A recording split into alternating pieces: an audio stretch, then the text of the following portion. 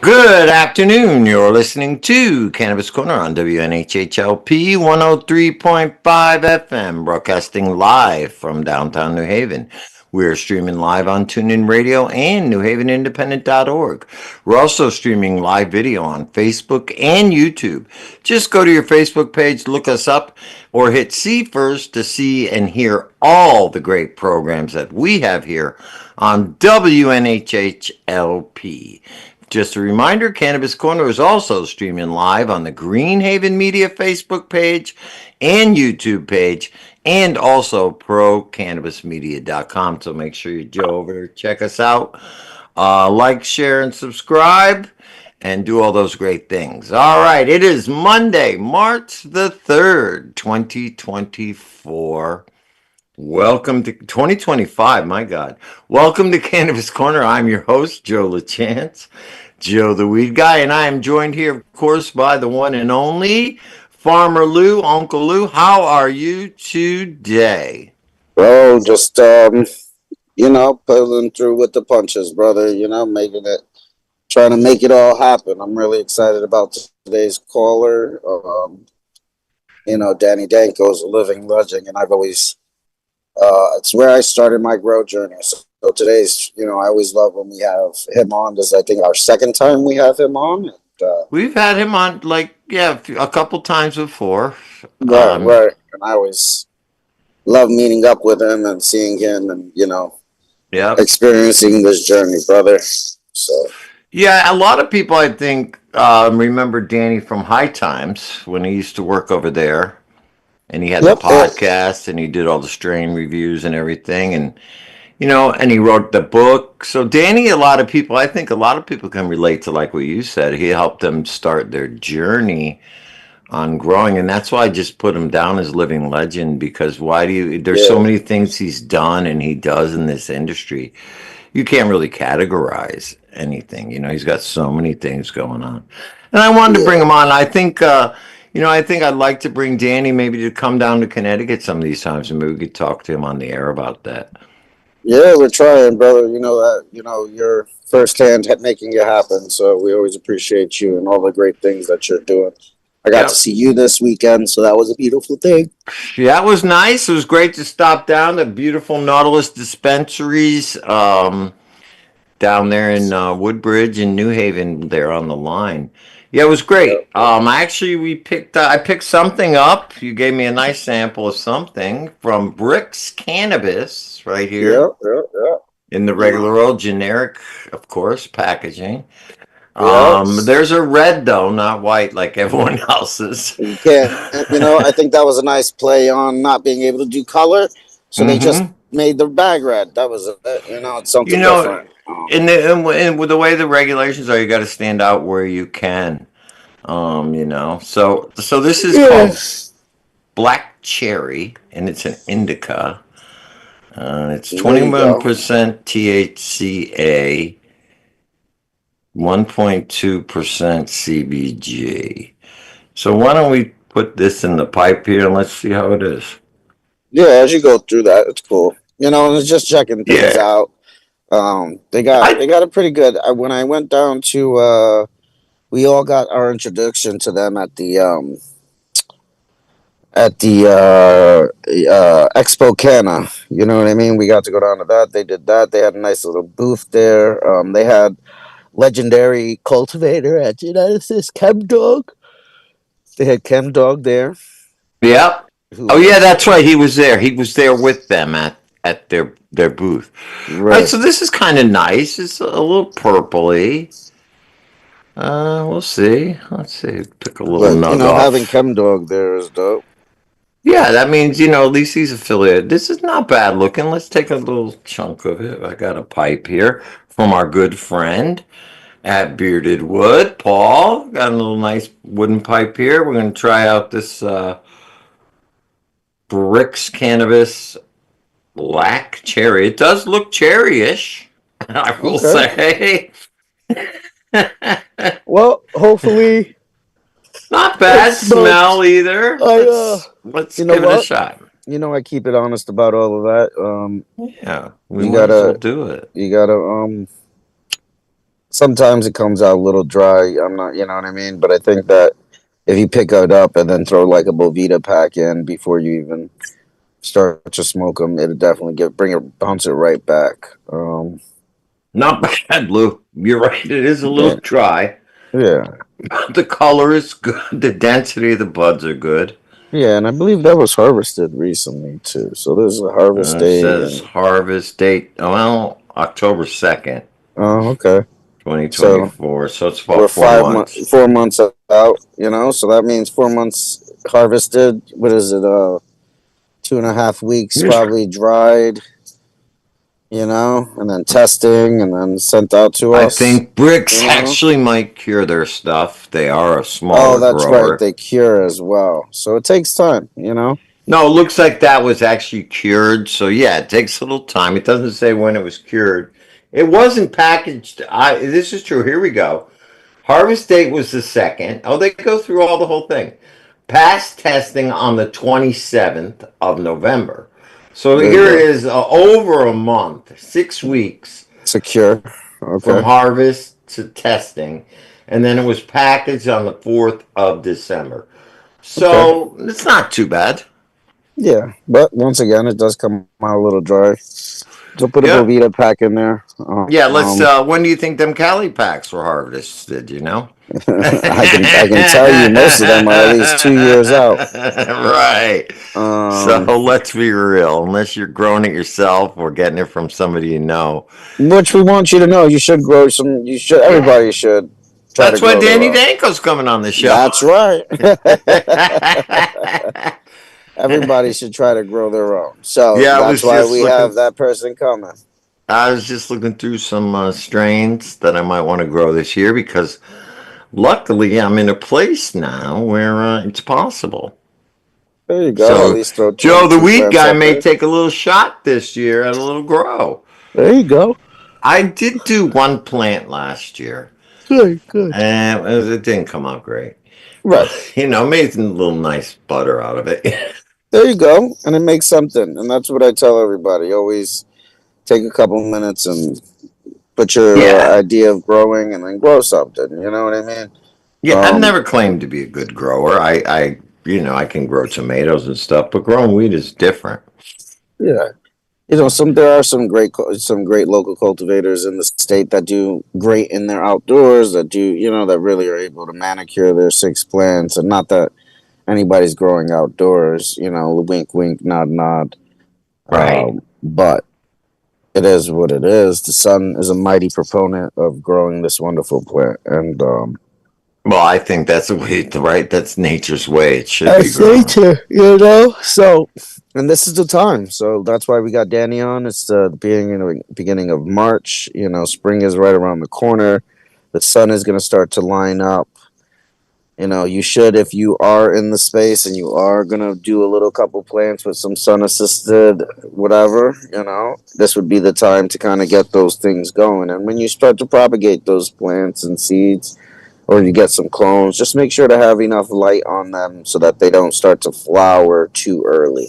Too You early, know, right? And keep the light 24, right? They go 24/7 for a while when they're clones, right? When you're clones, I like to do 18 hours, 19 hours. So if you're using some light assist, so if say you're putting things on a window, I would make sure a light turns on maybe at 6 a.m. right above it. So like if you say you're in a window or in a little greenhouse area or whatever you're doing, if you're not in a tent, and you're using the light as your main source, using the sun as your main source, I would put a light to turn on, Yes, a little like at 6 supplemental a.m. light. Yeah. supplemental light. That would be all it is. So it doesn't have to be anything super powerful. It could be a desk light. It could be a little LED light, light bar from Home Depot or Lowe's for $16 could do the job. You know what I mean? So, Oh yeah, I went to this place called the Ocean State Job Lot, yep, and they're selling outdoor greenhouses for cheap, like yep, $70, $75, and they're a nice size. yeah, So I mean, yeah, there's a lot of ways you can grow this year. I hope people are thinking that way, and grow some regular plants exactly. and just grow tomatoes, grow basil, whatever. Whatever it is. Yeah. Just and grow. just grow, baby. Yeah. So, and there's a lot of great stores out there where you can get good information, good knowledge. We'll be having them on the show, Hmm. but we're very lucky here, in Connecticut. At least we get a decent season out of it, and of course, you always have your indoor growing. So, if Exactly. if you have the opportunity and you have the ability to grow, I think you should. So when we're going to preach that till the end of time. But Right. Sometimes people don't understand. That's exactly the biggest. It's the biggest thing I preach. And with that, it opens things up for people. We want them to come in, and we want them to. Um, be a part of the community, experience it. I mean, people don't understand when you grow your own plant. It's just like when you grow a tomato and then finally go eat it. right. You know what I mean? There's a certain satisfaction that goes along with it when you finally smoke it or you make your edible out of your butter or whatever out of it. There's a certain satisfaction, like, wow, this used to be a seed. You know what I Yeah. mean? Yeah. And we took this and took it from grew it all the way to its full potential, and now we're enjoying the fruits of our labor. 100%. And yeah, and I think that's a really good experience. Hey, tonight, if anybody's interested, down at the Grove, we got something going on. Greenhaven Media is doing the goodie bags. It's Sound Bowl Healing, can of sound bowls, where relaxation meets a symphony of chill vibes. So, as you know, we've been starting to do a few more events down at the Grove again. And tonight we got a great one. It's Sound Bowl Healing. And if you've never experienced a sound bowl healing, it is amazing. I hear only great things about sound bowls, and we used to, drum circle sound bowls, and all of that is just something else to continue to push the idea of that holistic healing, which is really cool. I love that you With guys are doing that cannabis. down there. Oh yeah, well, cannabis is always awesome. You know, Yeah, and the good thing about the Grove, and people should know this if they want to do any small little events, it's a small place. It fits about 30 people seated, but it's consumption friendly, but indoors. You can consume cannabis indoors, so that you can actually smoke in there. So yeah, it's very consumption friendly. And that's the one thing we want to. It's really nice when you can maybe medicate and then enjoy the cannibal meditate, the cannibal, the kind of sound bowl yeah. meditations. So they should check that out. You can check out the Bohemian High Facebook page or the Burn and Learn Facebook page for info on that, but it starts at 6 o'clock. I'd love to see you there. I'll be hanging out doing some cannibals There you go. and getting some healing, because we all need healing, man. The world needs healing. I love it. We need healing, and it's a great way to relieve stress. And definitely, I loved it. I attended the last one, and I got to tell you, it took me to a whole nother level. I So absolutely adore that, brother. That's a beautiful thing and a beautiful time. You know what? Why don't we start to introduce our guest? He just popped on he in. I just absolutely popped love in. Very seeing that nice. gentleman's face. So There definitely he wanted to is. continue that. And All I right. don't want to seem rude or anything, but I have a small assembly with my daughter today. She's being celebrated as a student. So I'm gonna pop into that for a moment as I pop in and out. And Danny, I want to say thank you so much for coming on the show. You are absolutely the words that we said, a living legend.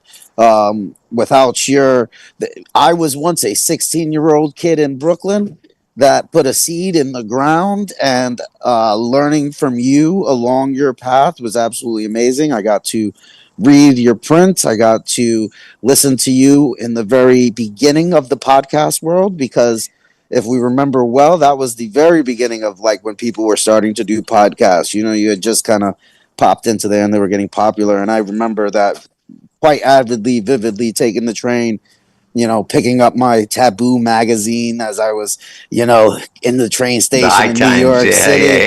I'd yeah, walk in and they'd have this obscure magazine hiding in a back corner, and I'd grab that one, and they're like, "Oh, and I'm like, "Yeah, I got my magazine, and I'm gonna read my book. I'm gonna read my strain review. I get to check, and these were all things that I got to enjoy as my very beginning of cannabis and moving forward, and then to meet you out in the world a ton of times, and you have just been the most humble, amazing, easygoing individual, always willing to share the information. I am blessed to have my book, your book that was signed. At least I keep that in my mantle all the time, and it's a great reference. And I'm really excited about everything. Joe, without further All ado, right. Make sure you would come you? on back in I before the am show ends 100%. and say hello to your daughter for All us. right, guys. All right. Well, let me give Lou gave you a great intro, but let me give you the formal one. Well, before he Uh, goes, I do want to say congrats on opening of your shop, and Oh, thank you, everything's come brother. full circle, and that's just an amazing thing. I know how hard it is to get that something like that off the ground. So, congratulations, and Thank yeah, you so much. keep it up. Thank you. The grow will be in June, hopefully. So Perfect, yeah, and then we'll get a book signing put together and get you up here. All right. perfect, I amazing. love it. Thank you so much, Yeah, we will guys. Appreciate definitely it. do Thank that. I you. want to talk to you about that. But anyway, Danny Danko is currently the Champs Trade Show Cultivation Section Coordinator. He is a cannabis editor, writer, and photographer who was the senior cultivation editor of High Times magazine and worked there for 18 years. He personally selected High Times' annual top 10 strains of the year from 2005 to 2018 and created and founded the High Times Seed Bank Hall of Fame in 2007. He has judged more high time cannabis cups than anyone else on the planet. Danny is the author of the official High Times Field Guide to Marijuana Strains and Cannabis, a Beginner's Guide to Growing Marijuana. He hosted the podcast High Times Present Free Weed from Danny Danko from 2011 to 2018, and Danny was a senior editor of Northeast Leaf magazine from July 2020 to November 2023. And he currently hosts the podcast Grow Bud Yourself. So, welcome to the show, Danny. How are you today? Always a pleasure. Oh yeah, I'm great. Always good to be on the show. Thank you for the amazing intro. And yeah, I mean, spring is in the air. Now is the And time, now's the get out, time to have Danny Dan come on and talk about growing. planting seeds, Yeah, yeah. taking clones if that's what you're doing.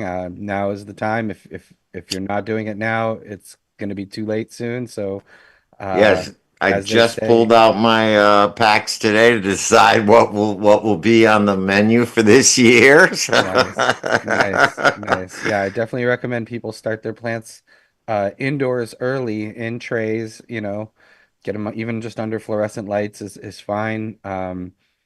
Even in a windowsill in a pinch, isn't awful. I mean, Right, although if you keep them warm, they'll sprout and then they'll actually be at a decent size when you can put them out, around Mother's Day or so, sometime in May.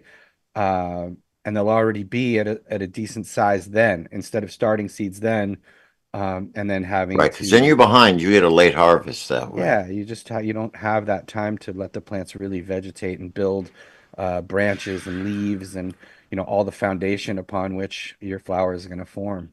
Right.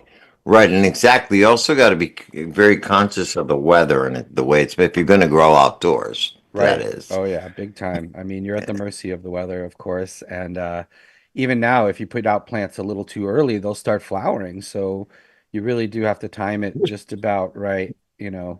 I like Mother's Day for our region, the Northeast, for putting them outside. You're pretty much guaranteed there's not going to be a frost or anything real heavy duty, and you also have that, the days are long enough that you're not going to have the plant, freaking out about how much light it's getting at that time.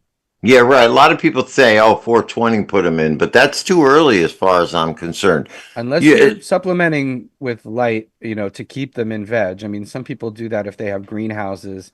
They'll have a light that pops on at 6:30 p.m. or something just to keep the plants in veg so they're not, confused, or so they don't think maybe it's time to start flowering.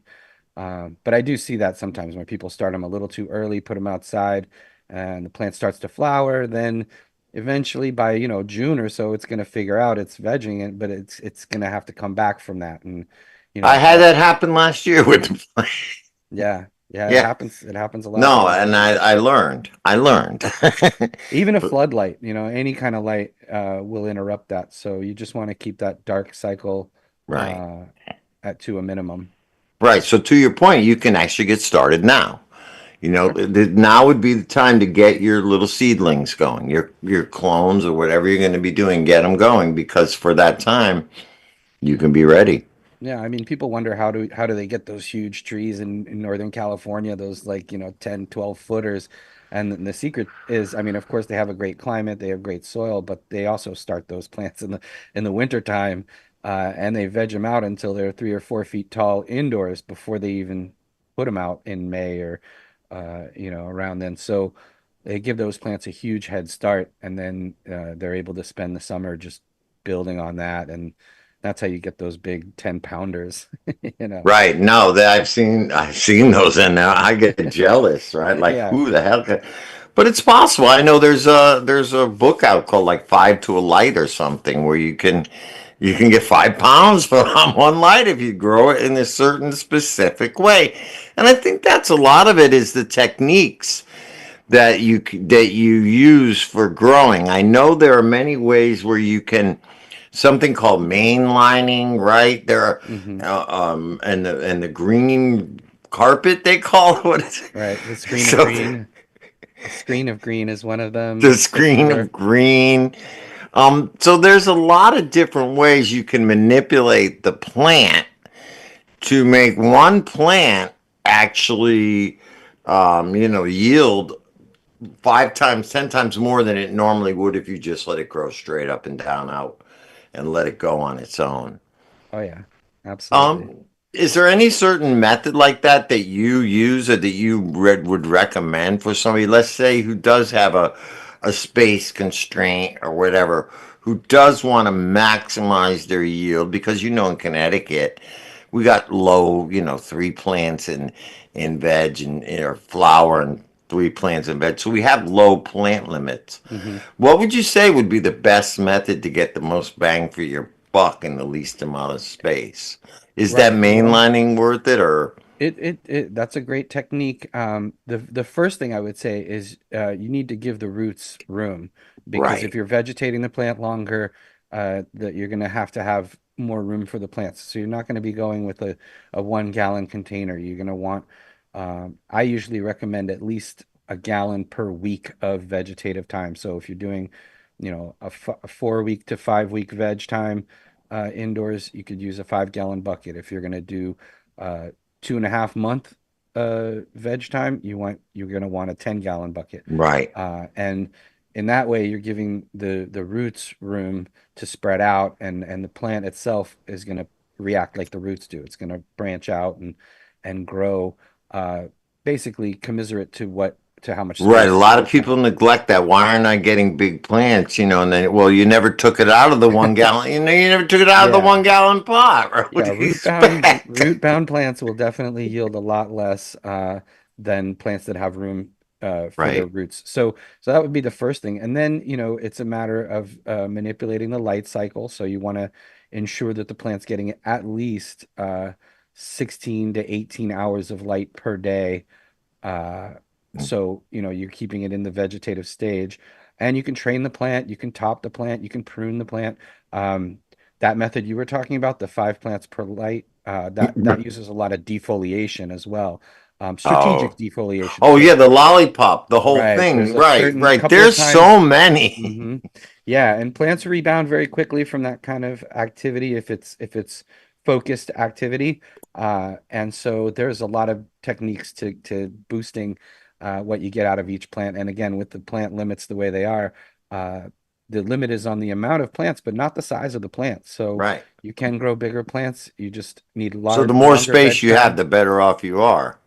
Yeah, yeah, Yeah. but people can make use of small spaces by using a screen of green, where you would basically take like a netting of some kind at Mm. canopy level, and you train the plant the tops into all the different empty holes in the netting, and Right. that way you get that level canopy, and you do a lot of defoliation down below to make sure you've got the airflow there, but all that shaded leaves and branches get taken out, and you end up with just that a bunch of tops filling out all Right. of the Right. squares there. And yeah, that's an interesting technique. The only thing I would say is, the longer you veg the plant, the more things can go wrong as well. So Right. you do have to maintain the pH of your medium and of the nutrient solution that you're adding. You want to make sure you're not overfeeding or underfeeding the plants. There's a lot of maintenance that goes on, but you do get much larger yields per plant when you do extend that vegetative time. And I Right. would say you want to cease any kind of pruning or any of those techniques basically about a week or two before you start the flowering process. And at that point, just let the tops be flowers and don't mess with them too much after you've begun the flowering process. Ah, see that already just in my mind. That looks great. Yeah. No, see that's the thing. If somebody's really into this, there are tons of ways, and all this information. The good thing about it is out there now, right? I mean, there are classes you can go to. There are books like your book that you can buy that will teach you these techniques. Where, like before, Lou was saying, it was like forbidden knowledge. Do you know what I mean? Yeah. And all these pioneers like yourself are the people who develop these techniques because necessity. Almost, it probably came out of necessity, right? I got a closet here, and I know, I know this is the only space I have to grow.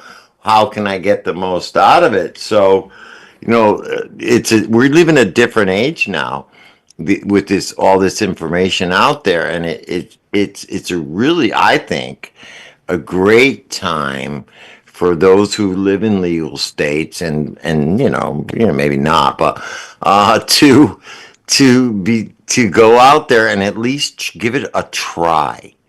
And because again, there are so many different ways you can do it, and we haven't even talked about hydro, all the different methods of growing. We're just talking about ways to make your yield more.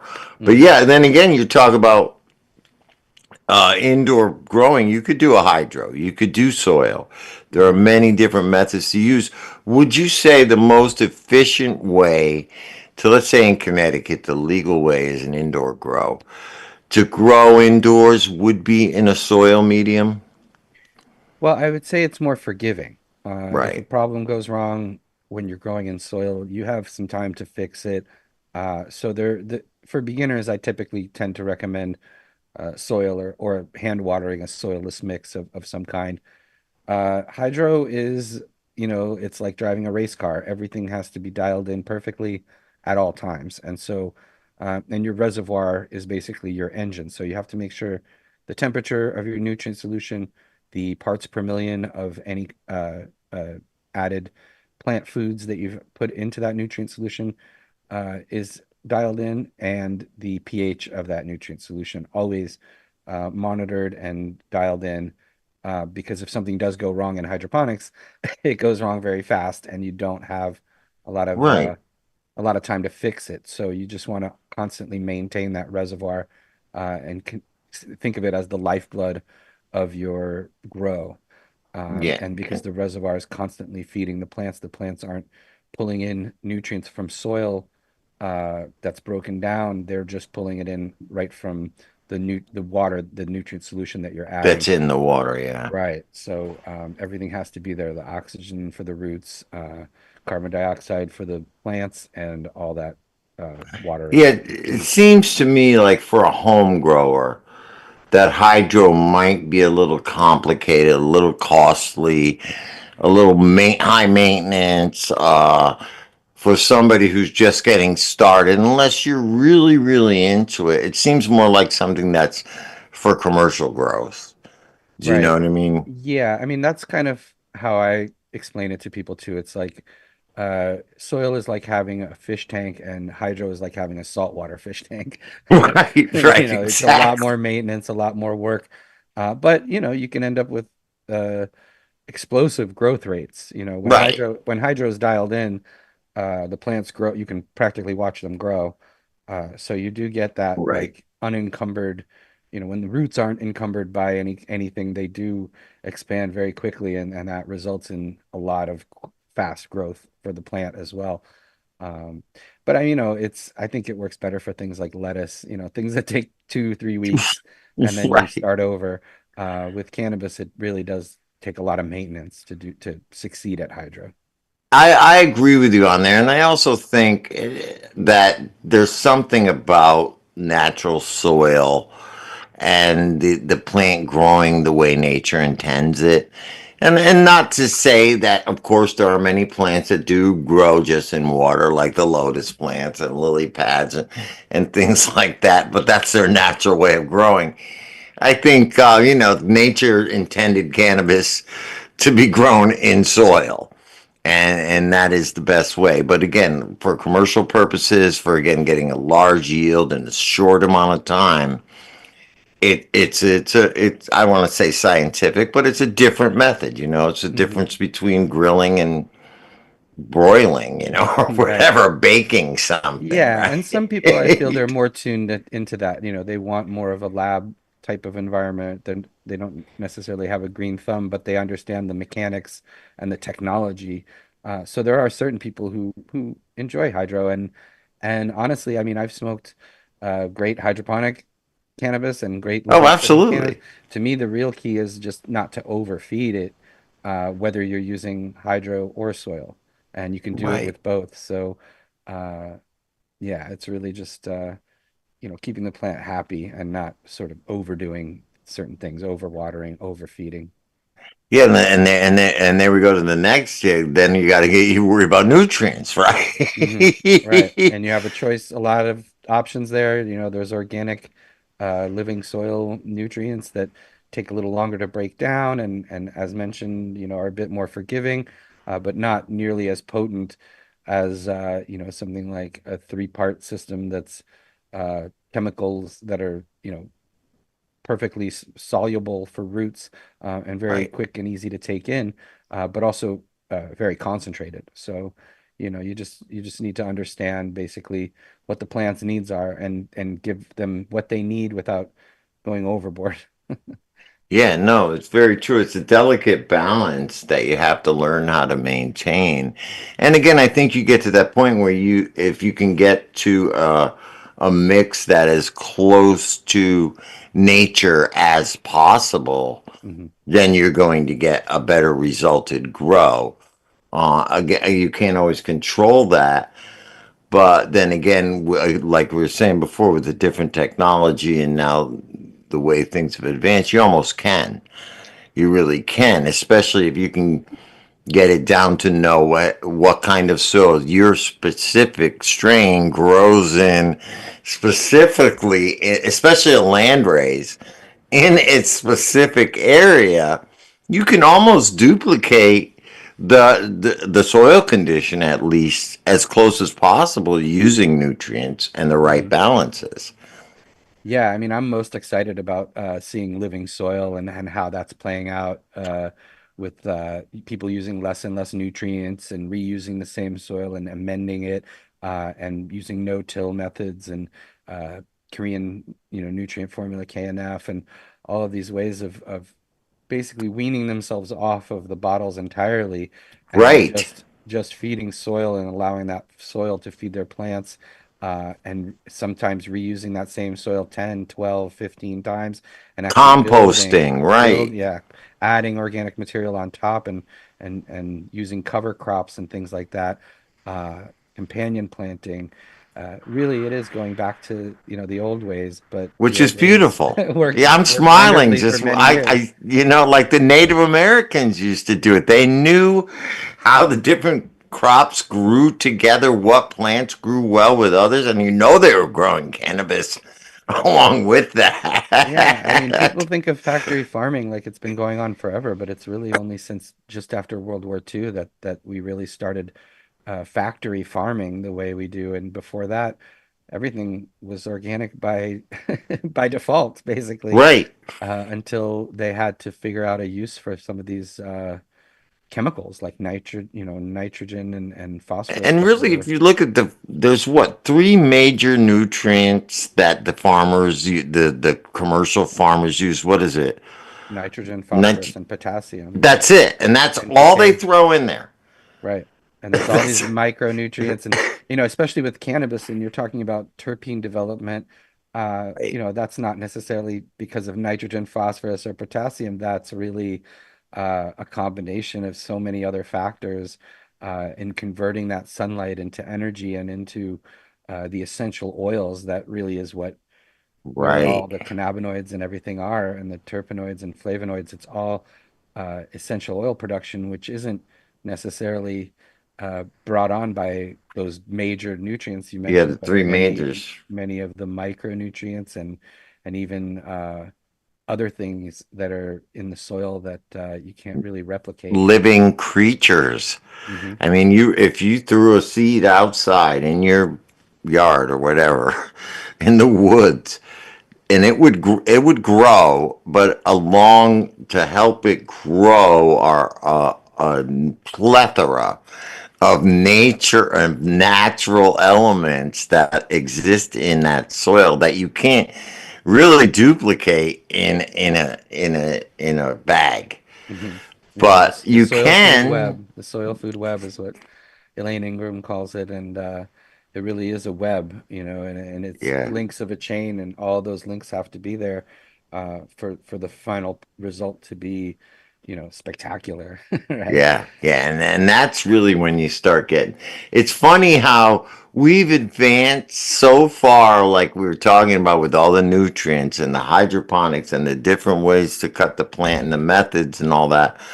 But when it really comes down to it, the true best way to get probably the most potent, the most medicinal cannabis is to grow it right in natural soil along with nature, Hmm. and along with that, as we know, comes all the pitfalls. Because right, don't the roots can go infinite.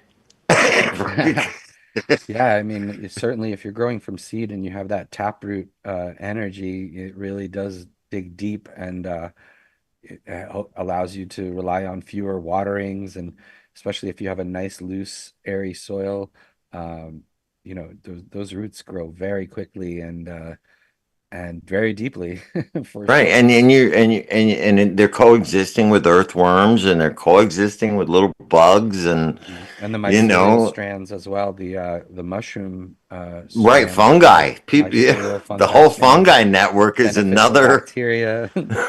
Yeah, it's wild.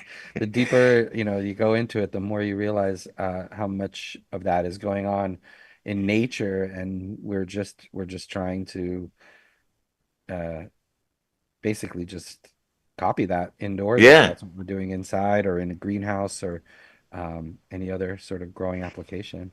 yeah, exactly. That's all we're really trying to do with the copying it, with the lighting, with the temperature controls, with the watering. Hmm. We're just trying to duplicate what Mother Nature does. And of course, along with that, it's the pitfalls of anything that grows in nature. You're gonna have animal predators. As we know here up in the Northeast, the deer Right. love it. Rabbits seem to love cannabis. And then you have the little worms and the mite, all the different things that can do it. But there are also ways to protect your garden outdoors. I think you could put urine around the edge of it, Hmm. and there's different ways to do it. Yeah, every bug has a predator that like wants to kill it, and you can order through the mail and and unleash it, including ladybugs and predator mites and Exactly all right. kinds of Yeah. all kinds of amazing beneficial insects and bacterias and things. Yeah, and that's the way it started. And what was interesting, I read in your bio that you started the seed bank, the Legacy Seed Bank Seed Hall of Bank. Fame. Yes. Now, did you actually save seeds from each of those legacy strains, or was it just you named the legacy strain I that was just year? I was naming the companies, the breeders over the years that have been the most reliable with the best product, basically going back to like the initial seed banks that popped up in the 80s and 90s in Amsterdam, basically just to save this plant. I mean, a lot of people Right, went right. over Because there with back their then, people don't realize, and even before that, the '70s with the paraquat and the oh way yeah. the DDT, the way they wiped out everything, they really Hmm. did want to eliminate Oh yeah, this many plant. strains were lost to time and all of that. So a few people did end up in Holland preserving these genetics and sort of recreating new hybrids as well.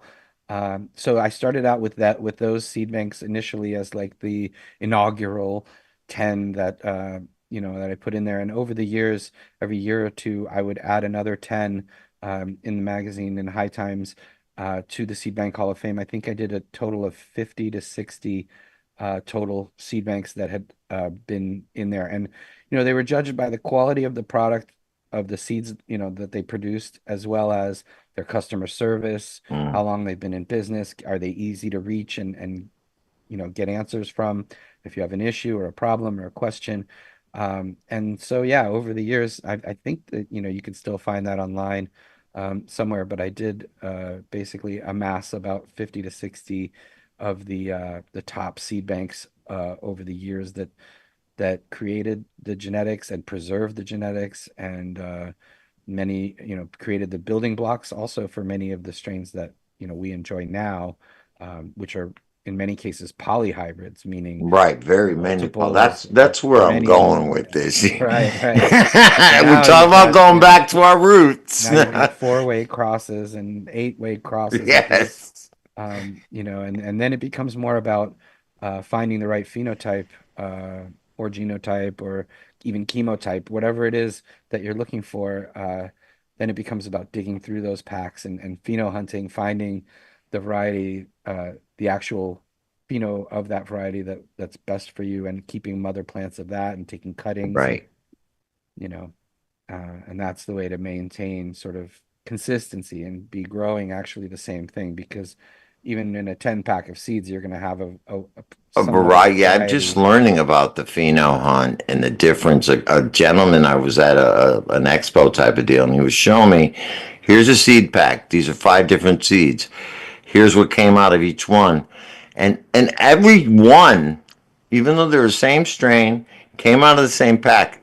Everything that he grew from each different seed was different.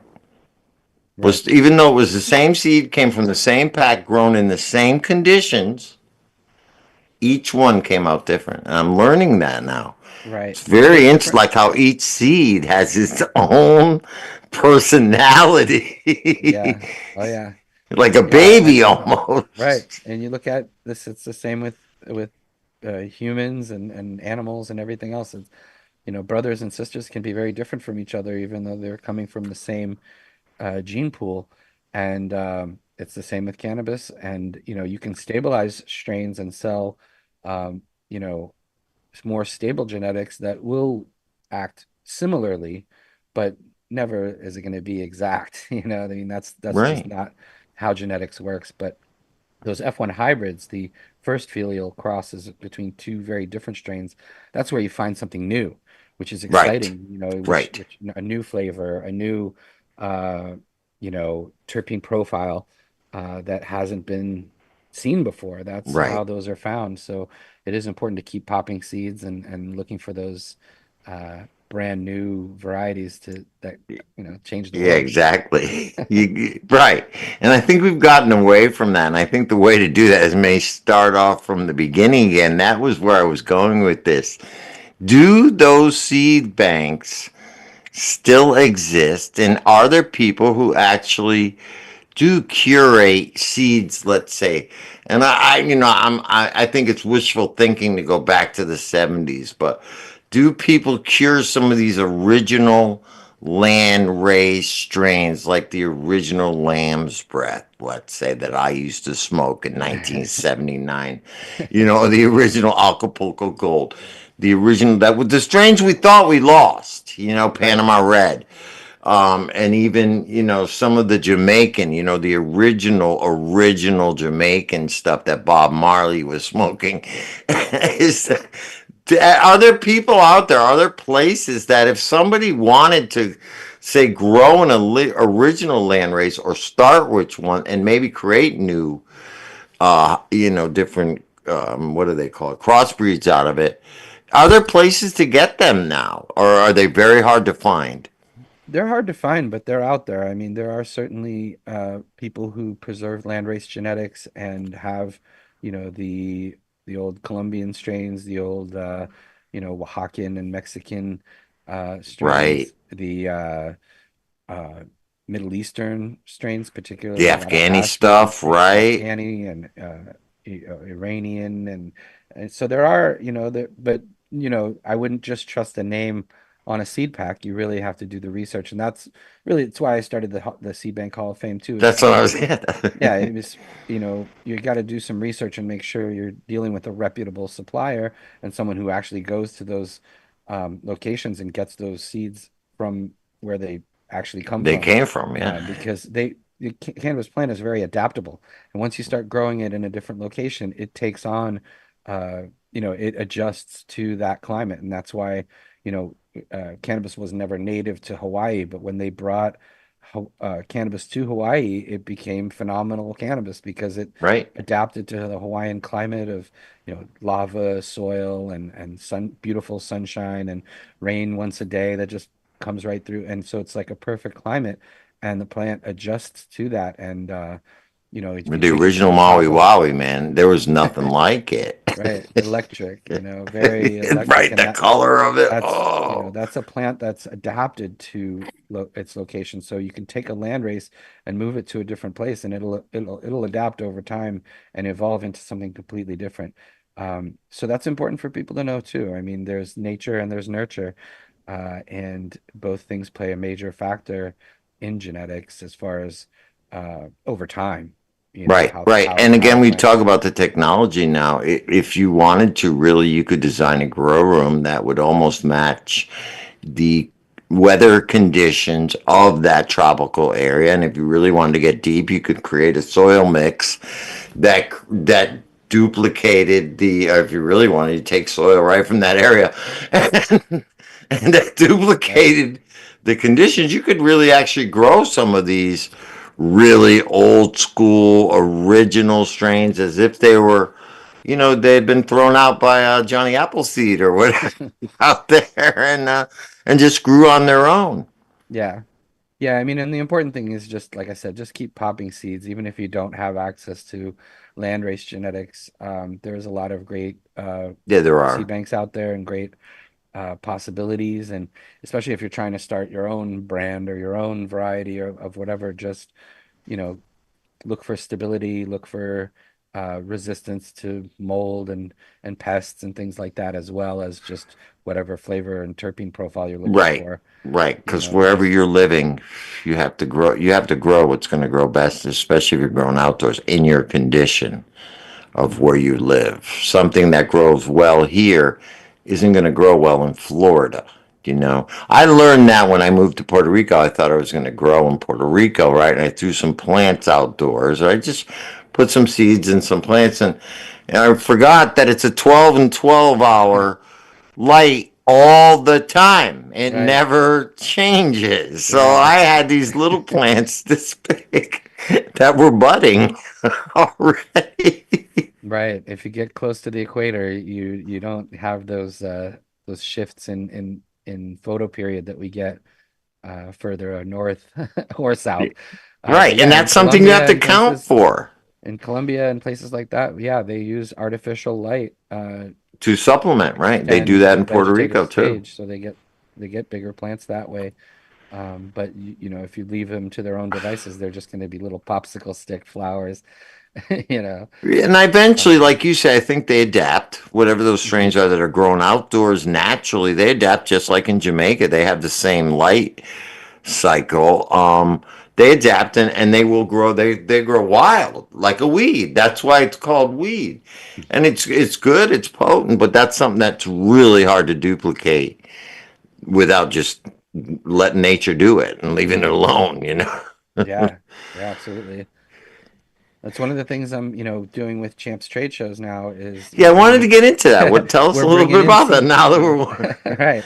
So they brought me in because there's a lot of crossover now with cultivation equipment and seeds and lighting and nutrients and things with the smoke shops and the head shops that they've typically over the last 25 years been servicing, mostly the smoke shop industry. But now those smoke shops, especially in legal states, are selling grow equipment and seeds and grow tents and things. So uh, it's also important for me and the seed breeders and the seed banks to educate those buyers and the retailers as to what they're selling because you have regular seeds, you have feminized seeds, Yep. you've got auto flowering seeds, Yeah. you've got auto flowering feminized seeds, so there's all these different things, and they should also understand what the differences and the nuances are between those different And types knowing of seed. when they grow that when a plant is going to be different between a male or female, make sure you know you got to separate them right away, right? When you're using just straight up seeds.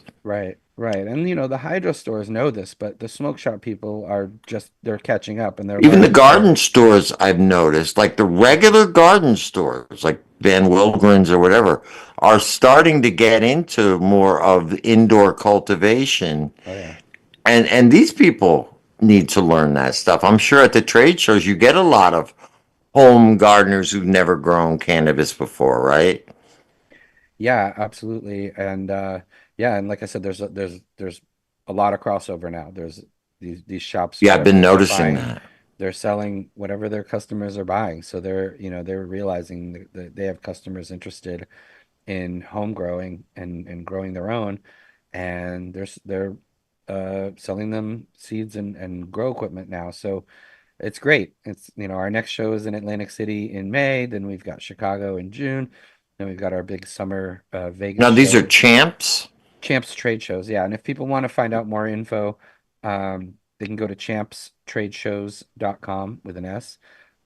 We've got all our shows lined up there, and it's a B2B show, so it's business to business. Business, Yeah, right. so it's just we have vendors, exhibitors basically that are vendors that are selling their products, and then we have buyers that are coming in from stores, shops, online stores, grow stores, smoke shops, head shops, um, everything. There's a glass games that goes on with glass blowers.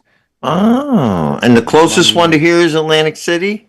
Or is Yeah, the there anyone closest in New York or anywhere near? I'd love to No, come to one. the closest one is Atlantic City in May, and then we have Chicago in June, and then we have Vegas again in the summer in July, and then we're doing Austin, Texas, actually for the first time this year in September, which is exciting, and Fort Lauderdale in Florida too, if you're down in Florida in the Nice. uh, in the And these are fall. big trade shows. Oh, We're huge, talking huge! I just got back everything from in the oh. cultivation industry here, right? Beyond cultivation, I mean everything Right. in the smoke shop industry. So there's Okay, so all there's kinds of things, everything. Oh, lighters okay. and rolling papers and yeah, So just so many. you're like spearheading adding cultivation into shops that wouldn't necessarily have cultivation in it, but they fit into their demographic, their customer base. So you would get the smoke shops, you would get the garden shops, you would Hmm. get all these different people Hmm. who want to start bringing this in as per. I think it's great, and you're the Yeah. perfect guy to head that up. Yeah, it's been great. I mean, we just had our big Vegas show, our winter show, just a couple of weeks ago, and it was massive. I mean, I think something close to 2,600 booths over two different Wow. floors.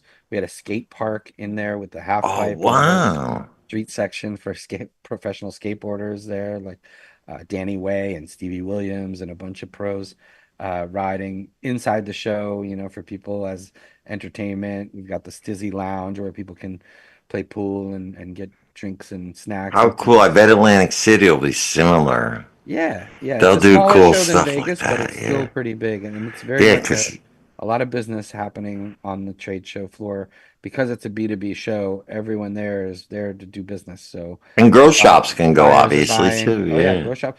Buyers are free to attend. If they just show that they're a buyer for a a certain, legit business, yeah, right? they can come and attend for free. And there's a lot of business happening on the trade show floor. It's not like people just hanging Oh, out I or know. a bunch of influencers just kind of doing their thing. It's really about No, you conduct business. You make deals. Those things are great. All right, Danny, we're almost out of time, so let's give out all your information, how they can reach you, how they can reach Champs, and give it all out now. Yeah, well, on Instagram, I'm Danny Danko HT, DANNYDANKOHT. Everywhere else, it's just Danny Danko. And champstradeShows.com is the info for any future trade shows. I've also been working with a dispensary that just opened in the Bronx, right across the street from Yankee Stadium. Oh, nice. Yeah, it's called Conbud Yankee Stadium. It's right there, 898 Girard Ave, like literally right under the stadium. And we've been doing grow classes on Saturdays. I've been teaching home grow during the day from like 1 to 3 p.m. And they sell seeds at the shop, and we're going to have grow equipment there as well. But it's a licensed legal New York shop called Conbud. And if you're in In town to New see the York, Yankees, come if you're on in down at the town to see the Yankee Yankees, Stadium. New York Yeah. City Football Club also plays at Yankee Stadium. So if you're there for soccer or baseball, stop by. We've got pre-rolls, we've got gummies, we've got flour, we've got a little bit of everything, and Yeah, the New York market is a whole different you story. can legally buy a pre-roll in our shop, walk outside, light it up, cross the street to go to the game, and walk right into the Yankee That's building right. with a With a nice lit pre-roll. yeah, well, not lit. At that All point, right, but you you're have probably a gonna have to pre-roll. put You it can out light it in there. All before you right, walk yeah. into the stadium, but you'll be feeling nice and high and enjoying the game, and hopefully as an alternative to overpriced alcohol as That's well. right. That's right. All right, Danny, my producers give me the sign that I got to say goodbye. It has been a pleasure conversing with you. We want to get you up here for a book signing soon. I know we'll talk Awesome. about that. See you up here at the dispensary. Thank you so much. That's Danny Danko HT on Instagram. Follow him. Always a pleasure to have the living legend on the show. Thank you so much, Danny. We will see you next time. We'll get you up here soon. Thank you, thank you. I'll be in Spannabis also next 2 weeks from now. So anyone that's going to Spain, let's link. All right, that's right. Come see Danny in Spain or in the Bronx. All Yep. right, we'll talk to you soon, Danny. Thanks a Yep. lot. All right, that's it Bye for now. today. Thank you. Like, share, subscribe. At Joe the Weed Guy, at Greenhaven Media. Uncle Lou is obviously not back yet, but he says stay happy, healthy, and high. And come visit him at Nautilus Botanicals on the New Haven Woodbridge line, right off exit 59 on the Parkway. We love you guys. We'll